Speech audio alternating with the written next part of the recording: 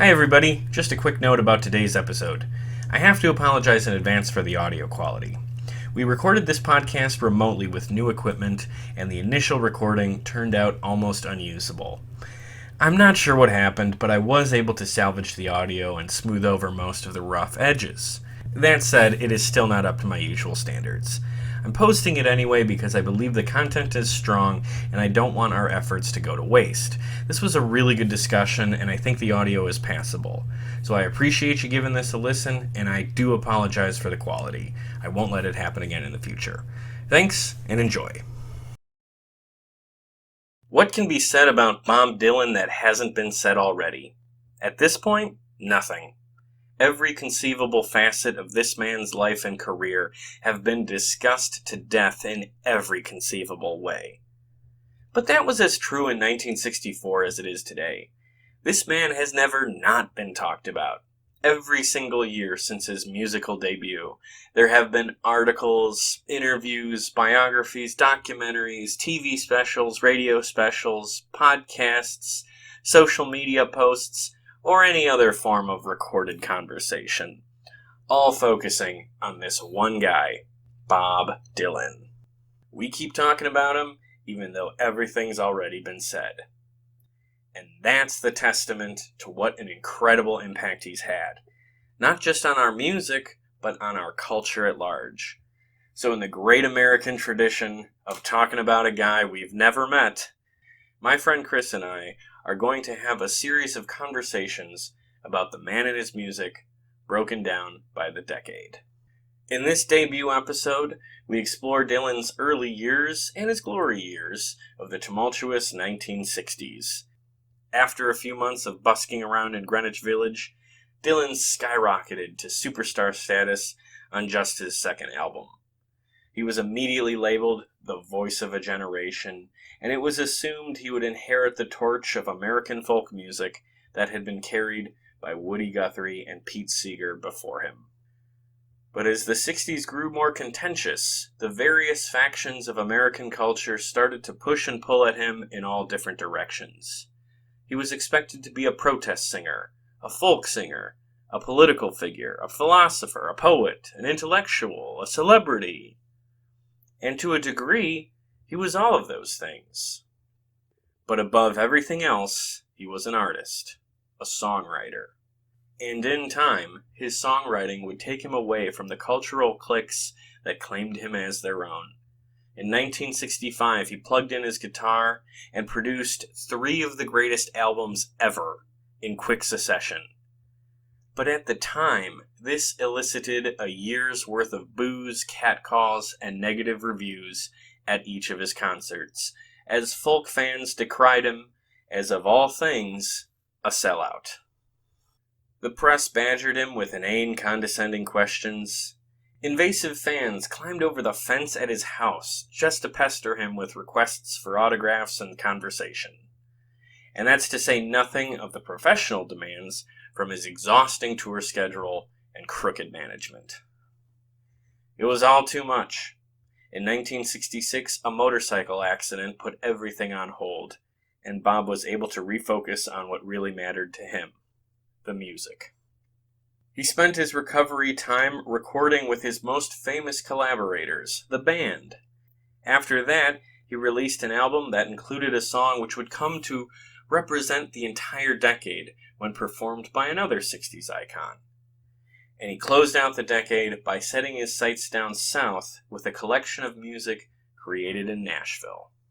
So it's time to sit back and pour yourself a glass of Heaven's Door whiskey, as over the next hour and change, Chris and I are going to take you through Bob Dylan's early records and most heralded years. This is Dylan Through the Decades, Part 1, Bob Dylan in the 1960s. Bob was born rural Minnesota.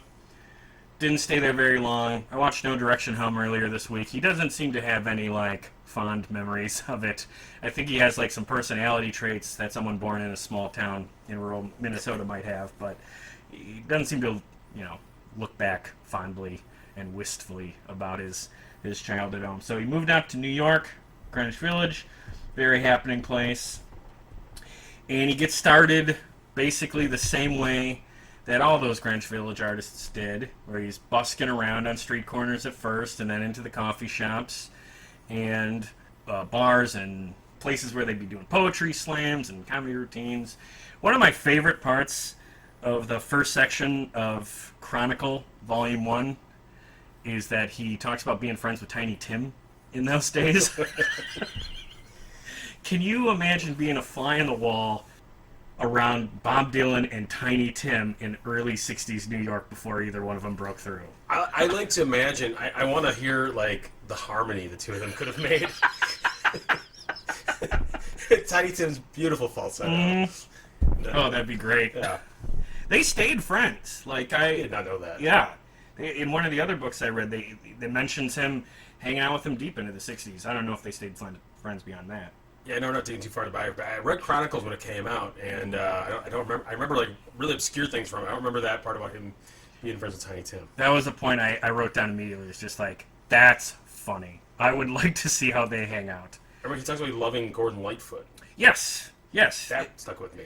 It was interesting reading, if nothing else, he really spells out his influences, specifically. I had never heard of Dave Van Ronk before reading his book and seeing No Direction Home. And there's all sorts of, like, I would think, very obscure American folk acts. And he's like an encyclopedia of these guys and this music. So it was very cool to see, like, this dude truly had a bedrock of American folk music before he even was put on record. And you see that a little bit in that first record of his. Came out in March 1962. Only 2 originals on there. The rest were covers. Very much proto-Dylan, right? He's not fully formed. And that music there is not timeless in the same way the rest of his 60s stuff is. It is very of the early 60s. And there was a few of them that I liked quite a bit, though, particularly his originals. Talkin' New York, which is about basically what he was doing, busking and going from shop to shop. I thought that was a cool little window into what his deal was. And then, of course, the song that he said was the first song I'd end up writing of any substantial importance was written for Woody Guthrie, and that is Song to Woody. Yep. So obviously identifying a very clear early inspiration. How do you like that first record? It's funny when you told me that he says that, about it being the only real work of art or the first thing he did that was important. When you first started that record, when we were doing this whole crazy thing with the whiskey and we were starting this whole thing up, I said, there's like one song on that album that's like truly like recoverable, and they said it's actually a really good song. I think it's my top Dylan songs. It's Song to Woody. Oh, no kidding. Because it is. I think it's the standout from that record. Yeah. And it's the song that made me discover Woody Guthrie. Like it pushed me to actually like, who is this guy? That Dylan likes him so much. I wasn't super versed at that time in the folk genre. So the other track that sticks out on that first record for me is also his version of House of the Rising Sun. When I first saw it on there, I thought, oh, okay, that's fairly typical for a folk act. That's a very classic Americana song. But like his version ended up being fairly important because the Animals, when they had their hit a couple years later, that was totally based on his composition. But what I found out is that his composition is actually that Dave Van Ronk guy's composition. But I like his version of House of the Rising Sun, which means I probably also like Dave Van Ronk's, but I've never heard it. What's interesting, though, is his version is sung from the perspective, like lyrically, is sung from the perspective of a woman. Dylan's version is. Is that right? Okay. Many a poor girl, and me, I know I'm one. Oh, he's singing from the perspective of the prostitute working at the House of the Rising Sun, not the John. All right. Which is different than the Animals' arrangement's the same, but they're very spelled. Obviously, different. With the core of that. But I mean, I don't think I have the best descriptive words for actual music composition. Where it's just like, I understand there's a difference between the music that the Animals put out on that song, but they they followed the bones, if you will, of what Dylan said. I think it's good that you have a music podcast then. Yeah. That's real seal of quality. You're the color commentator, but without the technical commentator. You know who I am? I'm Fred Willard in Best in Show. Yeah. You know. There you go. Hey, what's that noise over there? How did they do that? All right. Another track down there is Highway 51. I don't know if that has any relation to Highway 61, but the original song is written by a blues man, Curtis Jones, and I just point that one out because it's got a little Wisconsin reference in there. Running from Wisconsin, way down to no man's land. That first record, In No Direction Home, he says once he was done with it, he listened to it and immediately never wanted to hear it again or wanted to move on as quickly as he could to his next stuff because, like, at that point he was already done doing cover songs for the most part. He was doing his own music, and I think he had Blowin' in the Wind written, at least the lyrics for it, written before his first album was even out. So I think he was really chomping at the bit to release the Freewheelin' Bob Dylan, one of the great album titles of all time. Yeah. That came out in May 1963.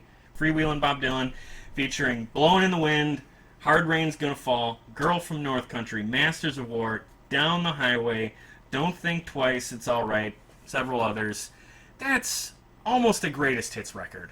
Yeah, it's got probably at least four songs on it that I think are generally referenced as being sort of in the cultural canon as being, like, you know, just part of Dylan's overall catalog that should never be.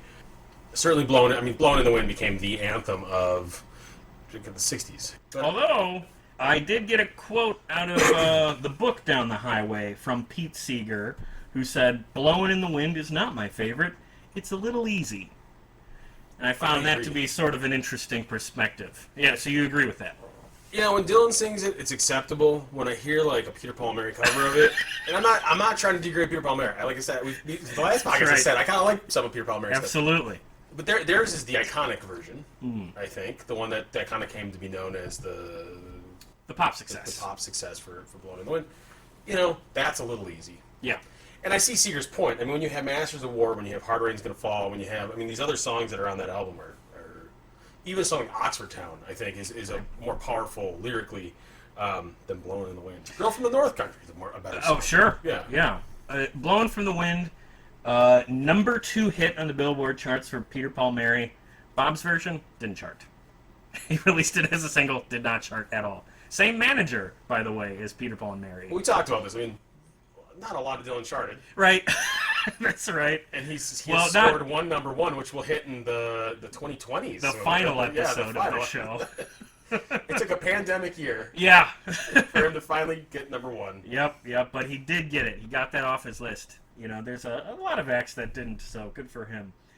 All right, well, you mentioned it. Let's talk about Hard Rain's Gonna Fall, and I'm going to go right back to Pete Seeger.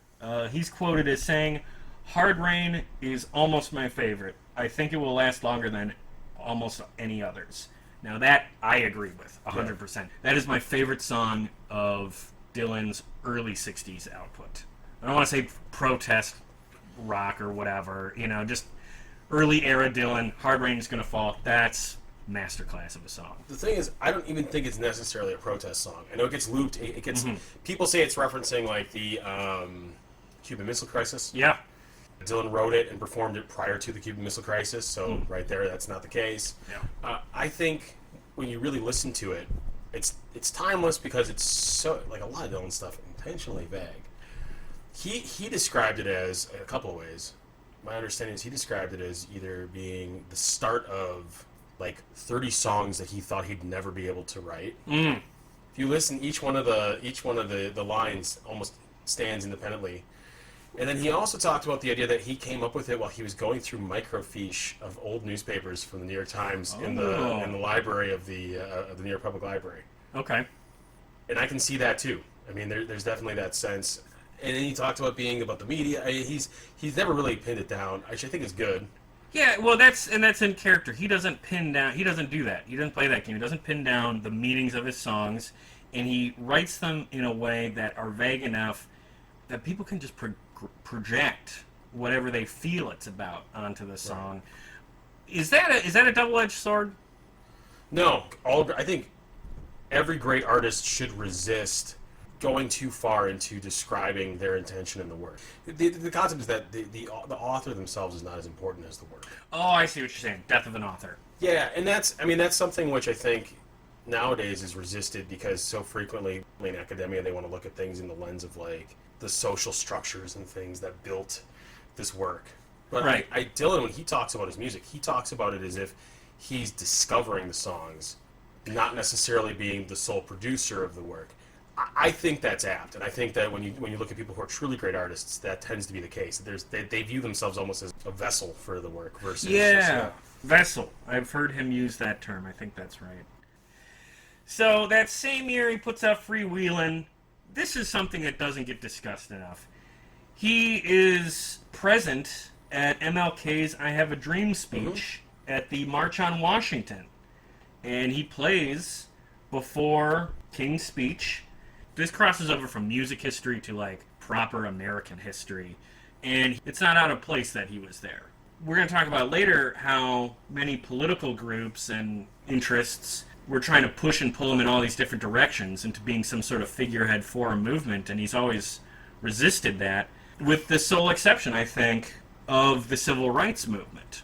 He participated in the civil rights movement to a degree, maybe not as much as some other acts did, but like that seemed to be a political cause he was genuinely interested and supportive of. My understanding is, at the time, that was one of the things that put him in the spotlight, was the fact that he was so entrenched in the civil rights movement. You know, I think that's something that I for the time period, that's why he was doing the press conferences. Yeah. About him being the voice of the generation. Oh, I see. Because he was at the forefront of that. Yeah. Maybe hanging out with Bernie Sanders. I don't know. Oh, that's true. Could have. Yeah, he was there as well. Yeah. His appearance there, very interesting. Yeah. And to his credit. Times They Are Changin', third album, released January '64. And that's just another wallop of those iconic 60s protest songs. Title track, With God on Our Side, Only a Pawn in Their Game. Those are two of his sharpest, most critical songs. Two of the sharpest, most critical songs I've ever heard. Pawn in Their Game, I think, is a song that every member of Antifa and as well as everyone who stormed Washington and is a Proud Boy, that's something they should all listen to. And really think about the lyrics. Yeah. And really think hard about what those mean. Yeah. And take a good look at America 60-odd years later, because not a heck of a lot has changed, unfortunately. I'll leave it at that. A segment I'm definitely keeping in. Yeah, no, I'm not You're going to edit that out? I'm not going to cut That's that gold, man. I give you gold. All right. I do believe that, though. I think that's a strong song. I think that's a timeless song because the message isn't one of division. It's one of, like, take a look in the mirror and look at who's really running the show. It's about introspection. If to be a political activist on any level, you got to know who the actual powers that be are. To quote The Wire, follow the money. Right. It's always that. So now, we will proceed to be taken wildly out of context for the rest of our lives. Well, you have this, you have this, and you have me saying, I love ISIS. Anytime a mic's in front of you. Anytime. Oh, man. Get this guy on the radio. But one song you did mention very briefly in our first conversation was The Lonesome Death of Hattie Carroll. I feel like that's a song that should be taught in American history lessons. If you were going to post the lyrics of any of his songs in an actual history textbook, I would pick that one, because that really speaks to the injustice that was going on in the 60s, I think more than any of his more politically charged songs. I would agree. We can talk about it. It's about the death of a African-American, I don't want to say servant, I guess, housekeeper, at the hands of just a young, wealthy white man who beats her to death with his cane. Drunk off his ass. He gets a 2-month sentence? A very short sentence. Yeah, it was a joke of a sentence. And it's a beautiful song. And there's a couple songs on there that are powerful in that way. Hollis Brown, I think you mentioned earlier, is as well, where it's just not a lot of songs bring tears to my eyes. I think that those are two that I think are intelligent enough in terms of the lyrics, but also powerful emotionally that actually will sometimes produce that response. I like that track because it's not the same sort of protest song that he was famous for in the 60s. There's this archetype of who he was, with Blowin' in the Wind, Times They Are Changin', that are these vague things that you can project whatever meaning you want onto them. That's not the case with this one. This is about a specific event that spoke to a larger cultural issue. Yeah. And that's why I think it serves more historical purpose. But for those listening and who are new to Bob, we're only at album number 3. Yeah. And you know, is it starting to come clear of like why he was so revered at his time? That speaks to just like, I mean, I get why people were so taken by him. Yeah. And I mean, even like you mentioned, times they're changing and Blowing in the Wind. Honestly, of those sort of, like you're talking about these kind of like grandiose or vague, intentionally vague protest songs, I would say When the Ships Come In is actually the best of the bunch. Okay. And it was also recorded by Peter Paul and Mary. Oh. Also scored a big chart. It did. It got Yep. basically everything he did that was relevant got Peter Paul and Mary are the ones who got. And he made them a lot of money. They owe him big time. Yeah. But yeah, that's a really good song actually. It's a B-side. That's the crazy thing is, we're talking about Lonesome to the Hattie Carroll. It's a B-side. These are not, you know, on the side one of the album. These are. And unfortunately, because at this point Bob was still just not charting, so Right. B-side and people, it wasn't getting played on the radio certainly. Later in '64, this is another thing. Like, how quickly these records are coming out. It's every 6 months, and world-class lyrics that most artists in their entire careers can't manage, and he's just dropping them every 6 months. Another side of Bob Dylan, August '64. The whole album, I found this interesting. It was recorded in one 6-hour session in June of that year, and I think that shows through. And I think this was probably the one I'm least taken by of his '60s output. I know your favorite Dylan song is on this one. My Back Pages is on this one. There's a couple of songs, actually, that he laughs, you know, because it's almost like an outtake, and they just kind of leave it in because it's a little funny. Motorcycle Nightmare, I imagine, might be one Oh, of yeah, those. that's right. Yeah. Is All I Want to Do on this one? Yeah. You know what? This is where I'll say something negative. I hate that song. I like that song. I know, you know, and I'm probably wrong to say it, but there's, for all the hack, lame-ass Dylan impressions that came in the years and years later, they all seem to stem from that shit he's doing on All I Want to Do. Maybe be friends. He goes real high and then he goes real, you're right. Yeah. I can see that. I mean, It Ain't Me Babe's on there, which is iconic. Absolutely. So is Ballad in Plain D. You know, so we're talking about songs on that album that I just okay. I hate Ballad. All right, well, let's flesh that out a little bit. Why doesn't that one do it for you? Because he doesn't like it either. That one's about his breakup with Suze Rotolo. Yeah. And he has said years later that he regrets writing it so specifically because there was like, you know, he was sort of bearing his own his own relationship baggage, which is a little, I guess, out of character for what he had been doing up until that point. I don't think he was comfortable with it. And I think it also produced lyrically an inferior piece of art. Sure. It was too personal. I didn't even realize the extent to which it was based off of the specifics of his relationship with her. But one does get the sense, listening to it with that knowledge, that maybe, you know, again, he's talking about how he's kind of a vessel for the art. Yeah. That maybe that just got too in the weeds. Yeah. Now, I will say Ballad in Plain D does have a really good line in it, which is the last line is, and I think he's talking about because he's newly single, and he's got his friends asking him about being single and what's it like to be free. And he says, "Are birds free from the chains of the skyway?" That's a great lyric. That is the only good part of that song. Interesting. That's the stand-up for you. Yeah. Okay. Let's talk about one little famous story of Bob's from the '60s. It's when he met the Beatles. Yeah. Okay. This is just really funny. If you're not familiar with Bob's story, grab one of the books about him and just look up this little story of where he meets up with the Beatles and smokes weed with them. He loved weed. And McCartney and Ringo had never smoked before. The other two did. But the first time that Paul and Ringo met Bob was also the first time they smoked weed, and sort of tracks.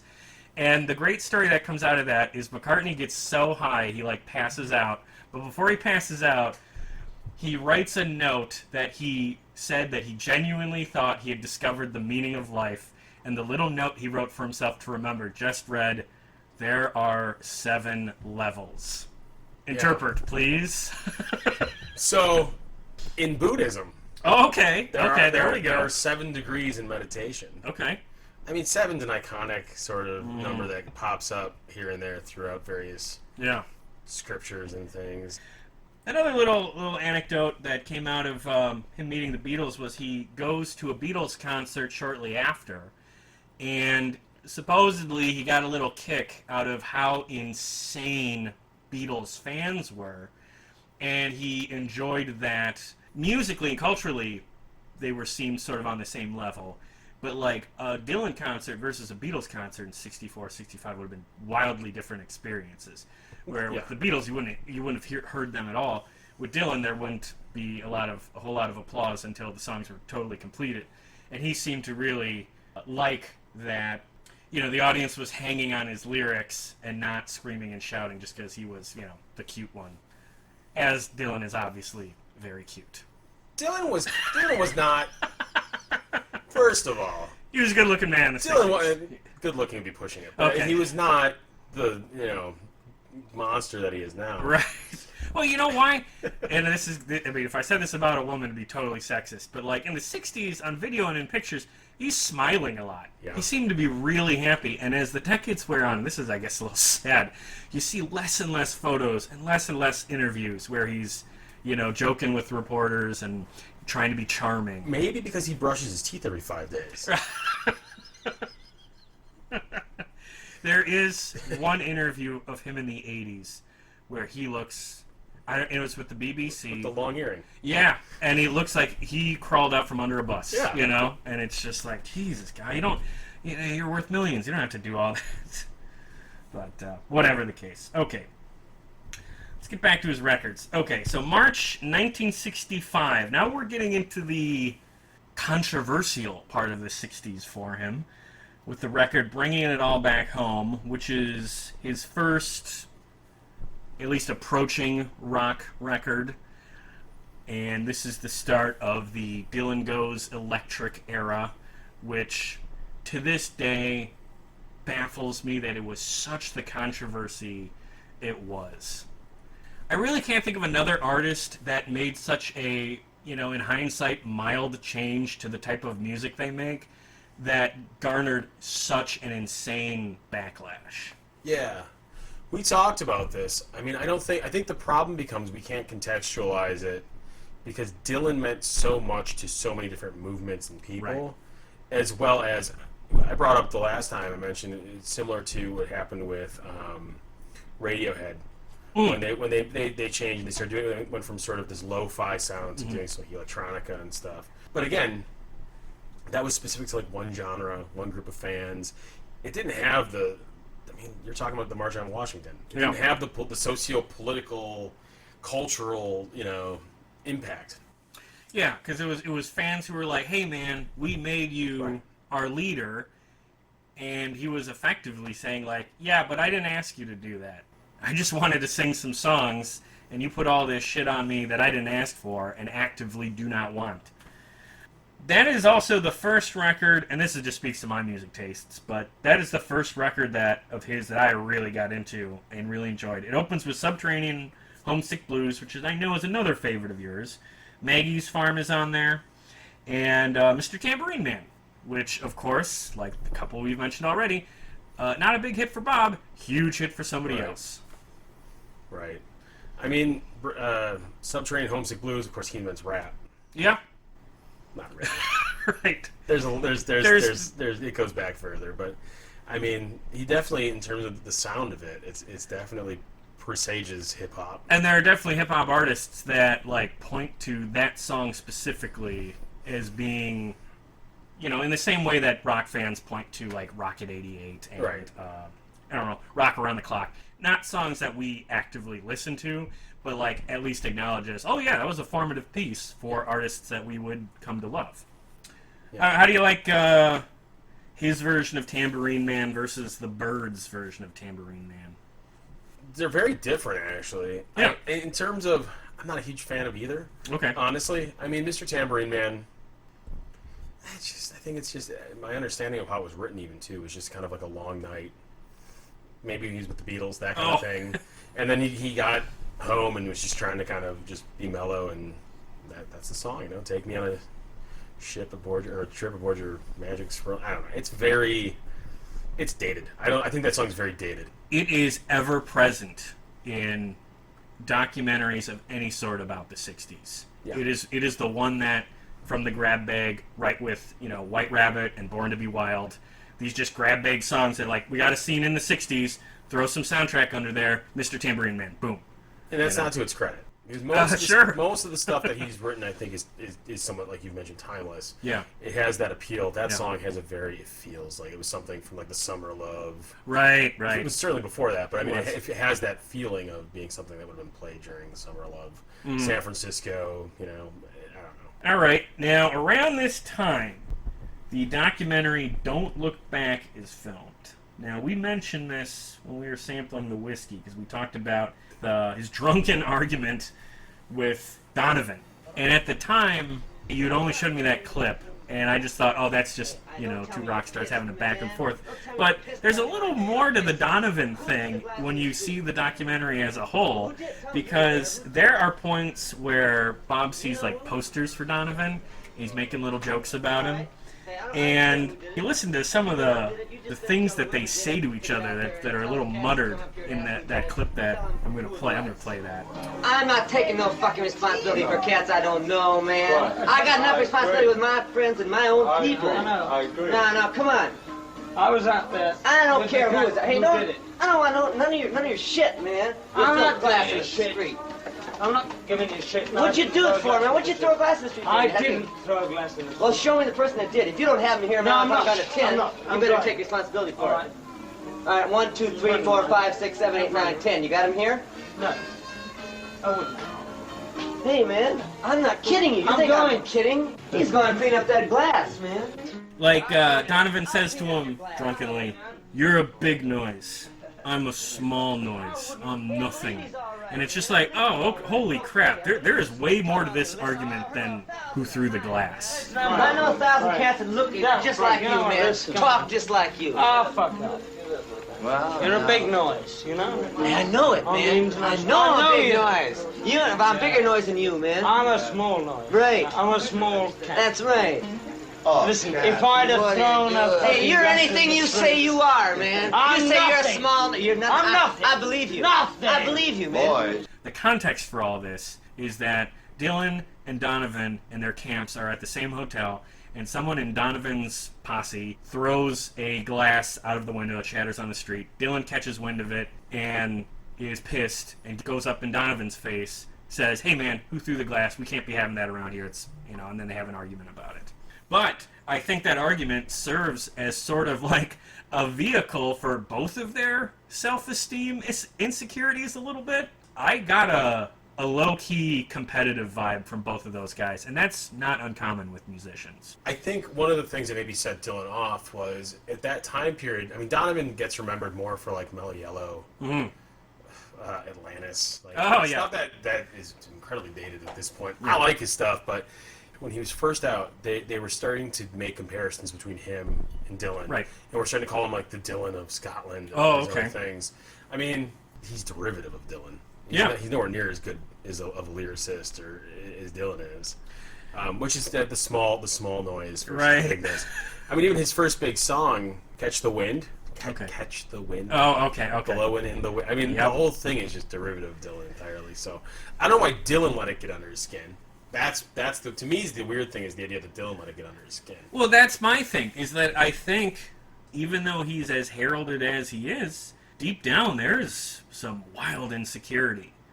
And even though, he was a bigger deal than Donovan, even at the time, I think what you see in the documentary is him sort of exerting, like, him proving himself to himself. It's like, this is my alpha moment. I'm going to show this guy who's boss. But then, just a little bit later in the doc, like, they're buddies again, and he's apologizing to Donovan. He's just like, "Hey, man, I just didn't want that glass to hurt anybody." If you so, man, you don't want the glass to hurt anybody. Huh? You don't want the glass to hurt anybody. Yeah, you didn't. Okay. They're singing songs. He's being very complimentary to Donovan. So that's this weird dynamic of Bob, where it's like he's very insecure, so he kind of lashes out, but then afterwards he runs over and he's like, "Hey, man, I'm sorry about all that. Are we cool?" I like that. That's humanizing him to me a little bit. All right. Do you not like that? No, I or do. do you disagree? I do. I just find it interesting because he was already so well known. I mean, that for him to get weird about Donovan, I mean.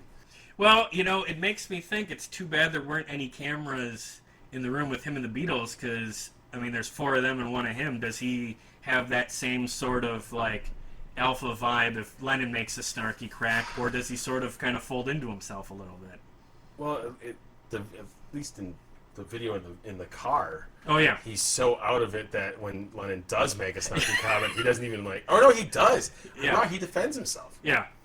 He says something to the effect of, you know, I could write a song about watching baseball at midnight, and it would be so beautiful that it would be better than anything you've ever produced, kind of thing. And the thing is, like, it kind of shuts Lennon up because it's probably true. Probably true. Probably true. Yeah. All right, so that sort of leads up to the famous Newport Folk Festival, 1965. This was the 3rd time Dylan played Newport. But in 1965, he goes electric and plays a set with the Butterfield Blues Band. And this is another point where it's a little hazy on what actually happened.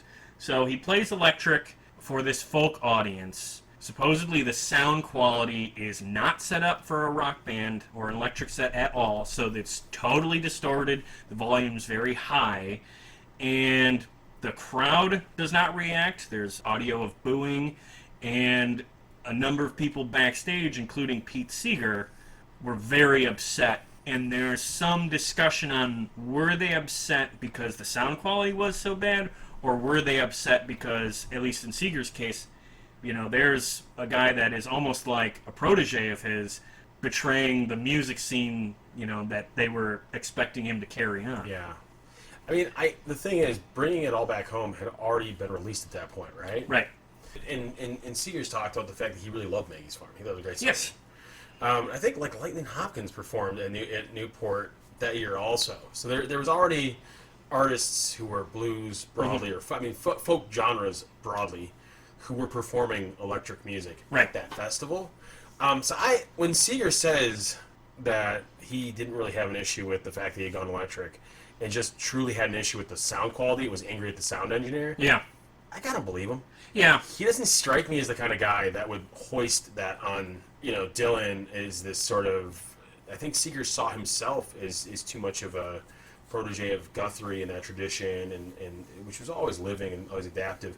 I don't think he was that kind of guy, but he was angry about that. Well, there's something to be said about Pete Seeger's father was also in attendance at that show, and that guy had a hearing aid, and apparently that was going haywire with the bad sound. So, you know, Pete Seeger's also looking at his dad, who's having a hell of a time, and that might have been also why he was upset.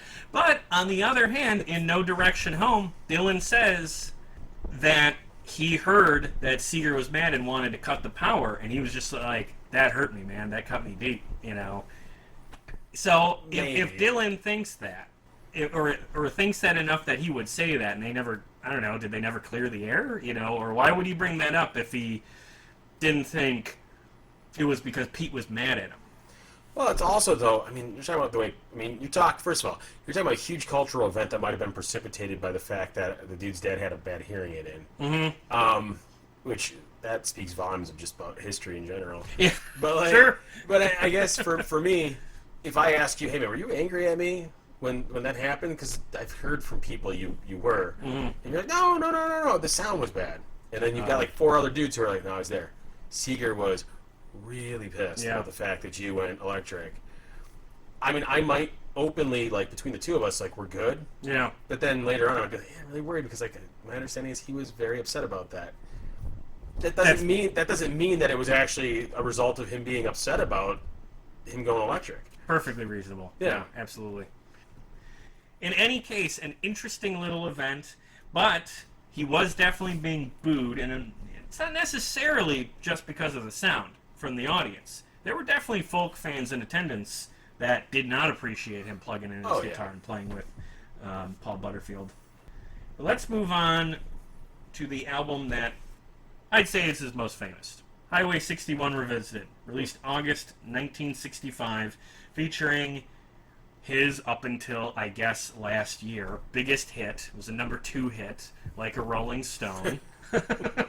Can't believe I can't say that's his biggest hit anymore, because it's technically not true. Murder Most Foul. Right, That's right. his number 1. Hold off for 5 more episodes, Yeah, we'll right. get to it.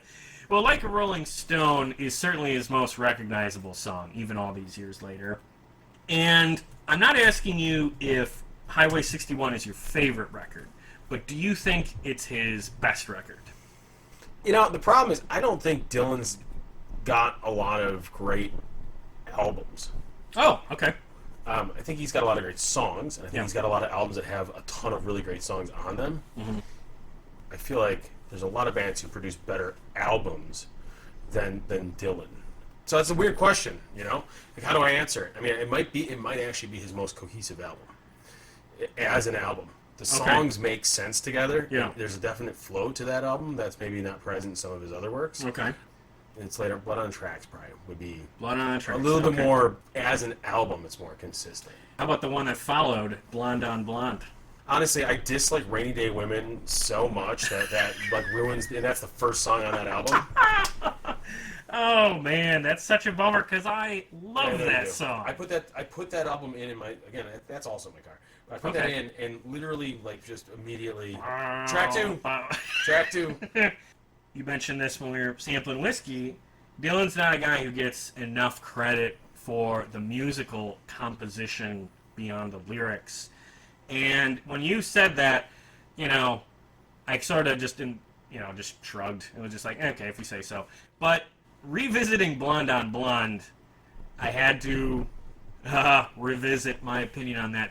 There's not a lot of standout, like, certainly no real radio hits on there, but that album flows together beautifully. It was a very nice record just to have on. And if I could afford it, I'd definitely get one on vinyl. Again, though, it's very dated. Sure, no, it definitely felt from the era. Do you have any thoughts on Highway 61 or Blonde on Blonde? I feel that we run the risk on going over something that is... Those 2 records have been talked to death. Those are the top... What Rolling Stone would put those in the top of all their lists. Like, these are some of the quintessential records of the 60s. And beyond, hey, I like them, I don't think I have anything particularly insightful. I mean, the song itself, Highway 61 Revisited, Oh, has some of that quintessential Dylan humor we were talking about earlier. Right. When God asked Abraham, kill me a son. Kill me a son. Abe said, man, you must be putting me on. Yeah. That's, God said no. Abe said, what? You can do what you want, Abe, but it's classic. That's that is some true. good lyrics. I do love that. Yeah. And that's sort of why I feel like that title track and Like a Rolling Stone and a couple others on there. Blues is good. It's got some good stuff. He plays that. I mean, he still plays that in concert a lot.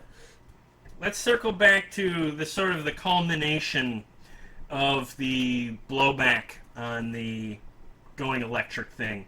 The incorrectly labeled bootleg Royal Albert Hall show actually occurred at Manchester's Free Trade Hall in England, May 17th, 1966. This is the famous closing scene in No Direction Home. He's playing an electric set. He's backed up by the band. By the way, we totally skipped over that, or are going to skip over that. Dylan's collaborations with the band, we are tabling, and we are putting that entire conversation into our next episode because Basement tapes weren't released until 75, and I know it was recorded now, but we got a lot to cover in this one, believe it or not, with Dylan in the 60s. So we're going to put all his stuff with the band in the next episode. So he's at Manchester's Free Trade Hall. He's playing an electric set with the band. He's coming out for the encore. And they capture it on film and on record. Someone from the crowd shouts, Judas. Yeah. And it shakes him. And there's video of him. And he says, I don't believe you. You're a liar. He turns to the band and he says, play it fucking loud. And they do. And it's this awesome ending that, Scorsese used in No Direction Home. That aside, there's no nuance here. There was at least some faction of his folky fans that were furious, even a couple years now, into him playing electric. Yeah. I mean, this is a country that riots after soccer games. So, like, the idea that somehow they're going to hold back when he goes electric. again, I don't think we can properly understand the context under which he made those changes and the effect it had on that group.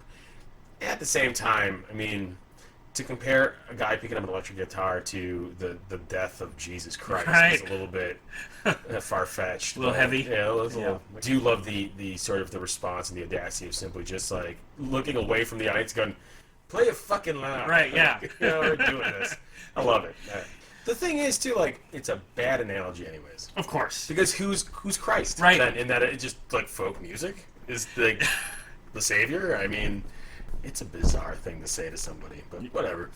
So the other thing that was going on, I mean, this didn't help. This Judas scenario did not help, given that at the time he was touring constantly under a hell of a lot of pressure from his label, starting to realize what a bad record deal he had with his manager, Albert Grossman, and starting to push back on that, which was not going well.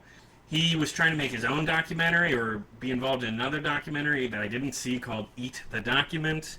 In 65, 66, this is all started to compress on him really bad. And on July 29th, 1966, he gets in his motorcycle accident. Yeah. And if you read about the circumstances around the motorcycle accident, what was reported at the time was not really what happened. Like, he never went to a hospital. Right. He stayed at some doctor's house for a couple of weeks. And there are some just kind of wondering out loud, was this sort of not staged, but maybe taken advantage of so he could get out of all of these pressures and obligations that were really, at this point, unreasonable for him to, be expected to deal with. And he took an extended period of time off and did not tour until the 70s. Yeah. When he came back to tour in the 70s, I believe that's when he started with the Rolling Thunder. He started putting, like, the white pancake makeup on. Yeah. And supposedly they treated that as if he was, like, covering up facial scarring from the accident and stuff. Okay. But again, you see in the 80s, and, the worst thing on his face is a really long earring. So, I mean, realistically, to me, and that mustache. So, I mean, realistically, I don't know. I think you're right. I think it was definitely maybe... Was he still kind of having issues with the record company and specifically with his manager? Yeah, I mean, I mean, it could have been a good opportunity to really be able to literally hit them in their purse. Yeah, it's funny. He was leaving Albert Grossman's house. Yeah. And he's coming down that road. And it's just like, that gave him sort of this get-out-of-jail-free card, for a couple of years there. And I believe that's... in the aftermath of the accident, that's when the basement tapes with the band was recorded. Like I said previously, we're going to table that discussion for Dylan in the 70s in the next episode. So let's get to a record that is probably, besides his debut, maybe the most overlooked of the 60s, John Wesley Harding. Those are mostly like story songs. And what sticks out to me about this record is it comes out in 67, after the Summer of Love, and kind of around the time that the Beatles did Sgt. Pepper's, the Stones did their Satanic Majesty's Request, Jefferson Airplane did Surrealistic Pillow, so like acid rock is starting to become a thing, and these pop rock bands are doing big blown up, overproduced records.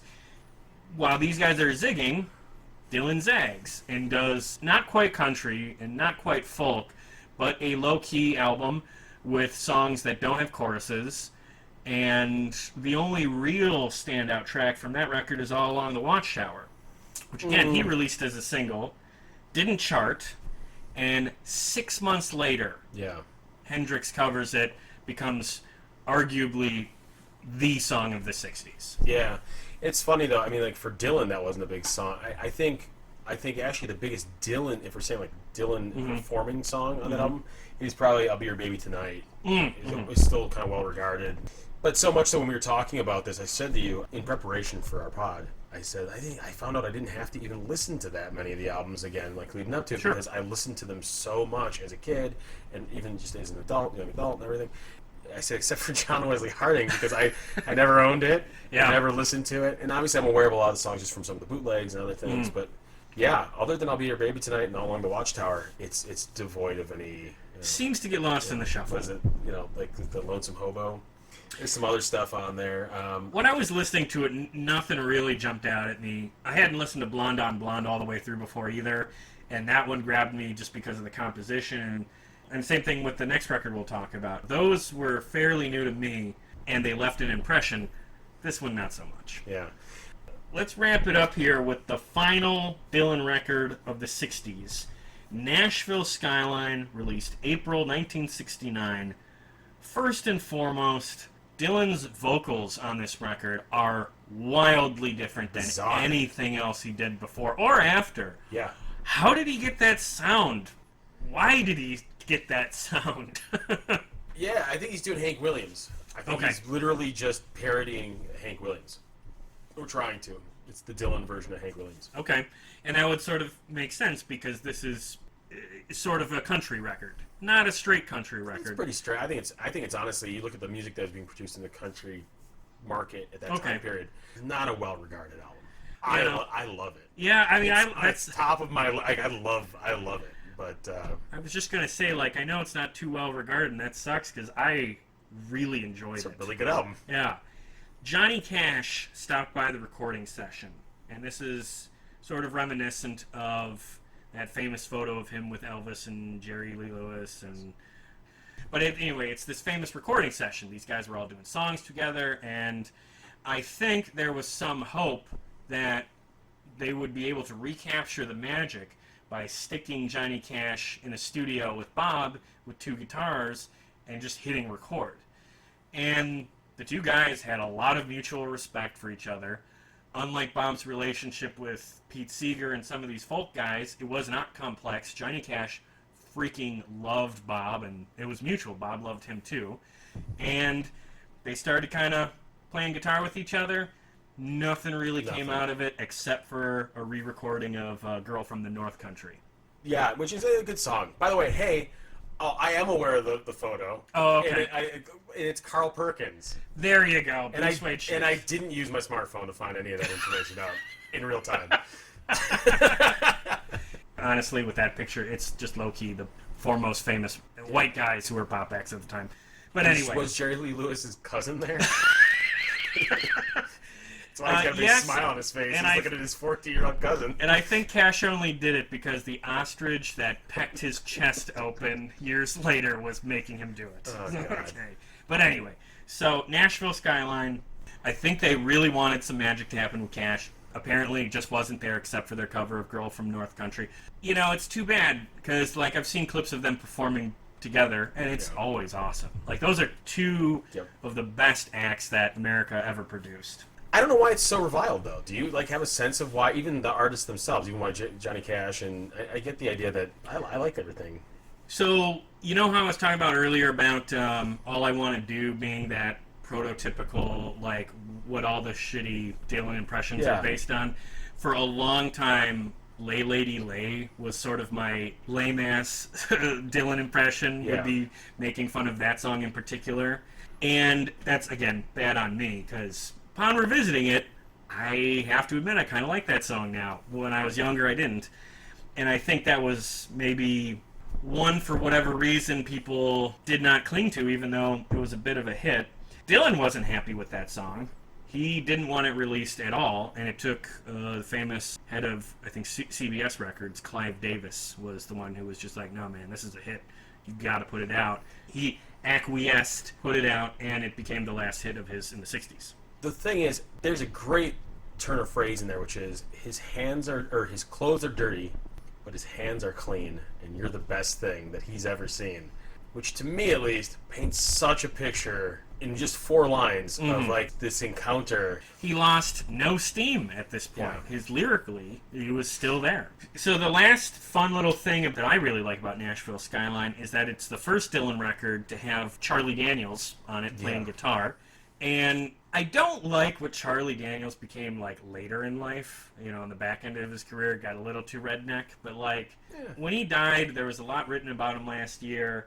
And I got his book, and him being on these records, he said, like, that's what got him truly in the door. He had been, you know, hustling as a, you know, working musician for a long time, but as soon as he was, like, listed in the liner notes of a Dylan record, which was even sort of rare at the time, that they would actually put the musicians on there, he was just like, that got me work. You know, he was on one of Ringo's albums, you know.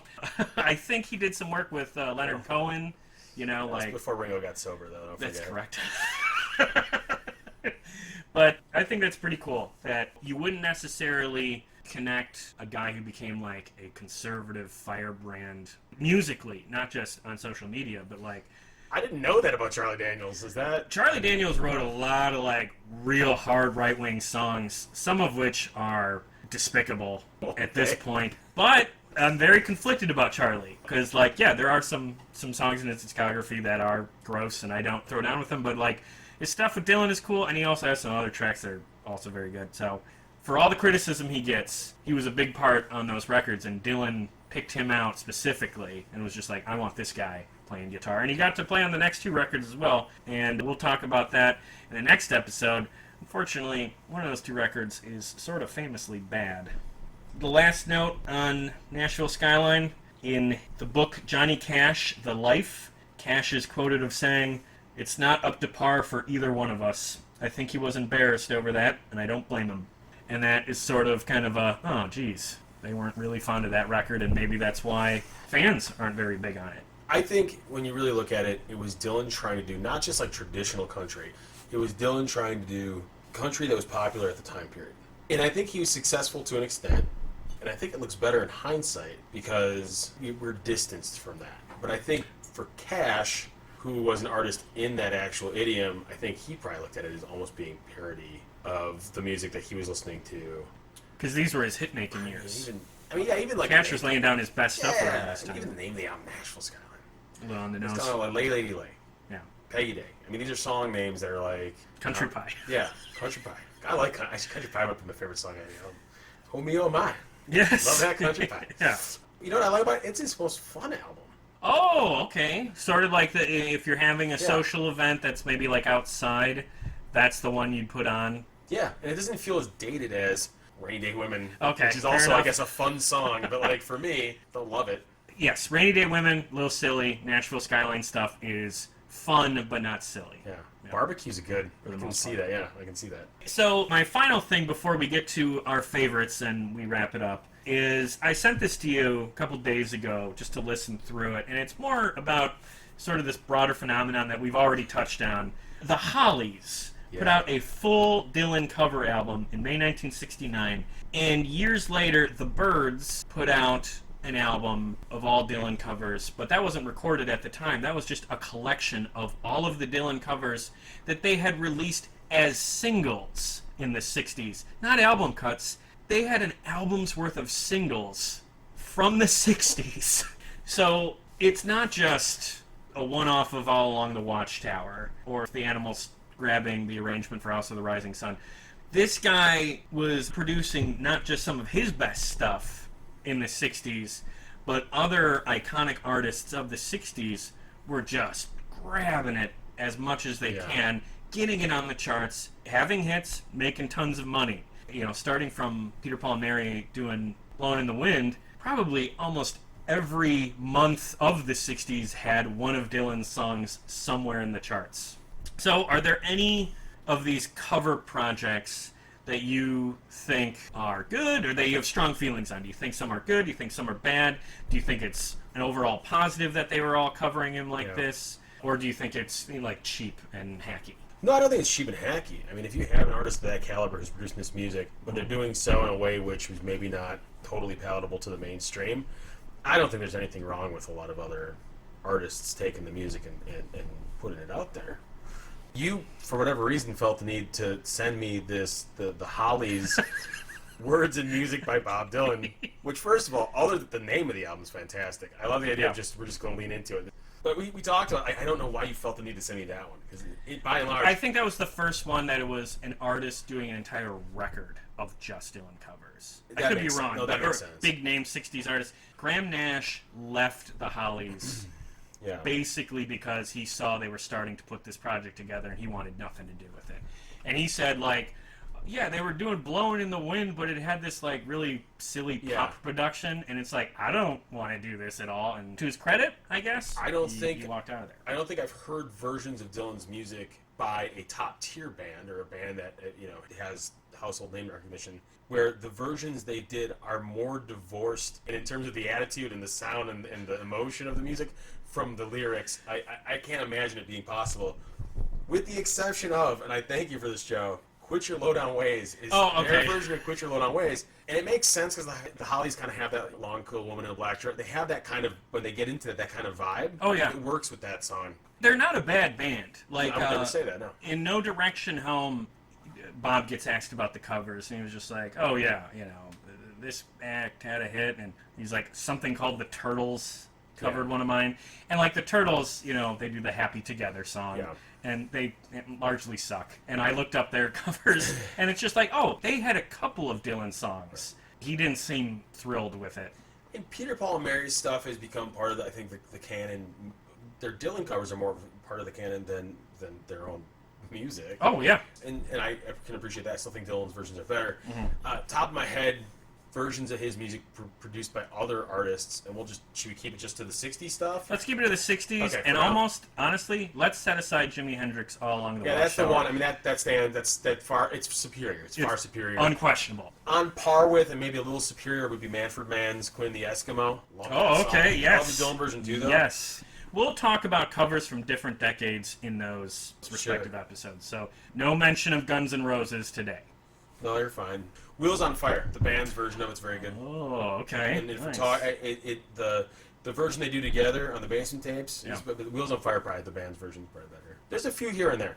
The Byrds' Mr. Tambourine Man, is that closer to the Hollies Missing the Point, or do they sort of get the point and just make it a little better for the times? Okay, the Byrds' version of Mr. Tambourine Man is better as a song of the 60s. Okay.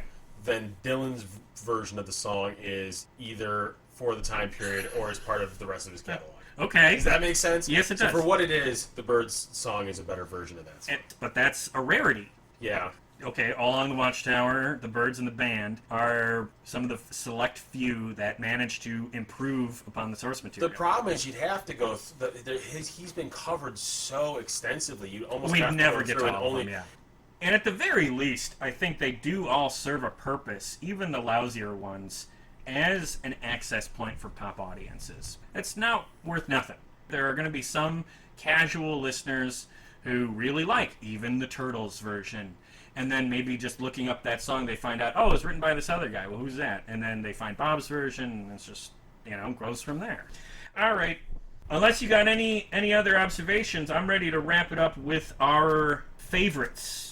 What I'm hoping we can do is our top 3 favorite albums from the 60s and our top 5 favorite songs from the 60s. And I'm happy to go first if you need a minute. Okay. I think I have a really good idea of, honestly. I think for albums... Let's start with albums. Yeah, let's start with albums. And then you can do your albums if you want. Okay. We'll go to songs. I'm running this pod. Yeah. No, I think in no particular order, because I don't want to do that, but I think that for me, Nashville Skyline, I just love that album. Bringing It All Back Home, and then probably Freewheelin after that. Wow. That is frightfully close what I was going to say. In no particular order, I'm going to say Nashville Skyline, Bringing It All Back Home, and Blonde on Blonde. Really? Blonde on Blonde, because sort of what you mentioned, like in our previous podcast, his composition really comes through on that record. There's a lot of material. It's not necessarily radio stuff, but there was nothing I really wanted to skip. I was enjoying it. Maybe not as lyrically challenging as some of his other stuff. And I know we have very different opinions on this. I love Rainy Day Women. It's a party song as far as I'm concerned. And there's not a lot of Bob songs that are like that. So I guess that's our only point of divergence. You're in good company. I mean, I feel like most musical artists, most critics put Blonde on Blonde as being maybe his best album. Sure.